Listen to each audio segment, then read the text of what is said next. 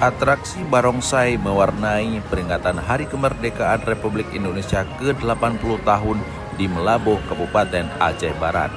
Atraksi ini juga mengundang semangat masyarakat untuk menyaksikan pada pegelaran yang digelar di kawasan Pasar Aceh, Kabupaten Aceh Barat.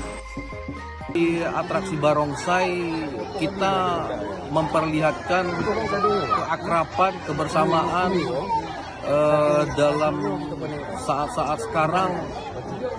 Memang kita kepingin ya bersama-sama ya, keberagaman itu kita tingkatkan. Keberagaman itu kita tingkatkan untuk memperkuat. Yang pertama silaturahmi, yang kedua ekonomi masyarakat. Selain itu, kegiatan ini diharapkan dapat meningkatkan solidaritas masyarakat dalam menjaga kerukunan antar umat beragama. Perpaduan antara budaya setempat, budaya kita Aceh, berkolaborasi dengan budaya Tionghoa. Yang hari ini sama-sama kita lihat ada barongsai sebagai bentuk keturunan dan toleransi antar umat dan budaya juga tentunya. Di lokasi yang sama juga turut digelar seni atraksi Sidalupa yang merupakan kesenian khas Kabupaten Aceh Barat.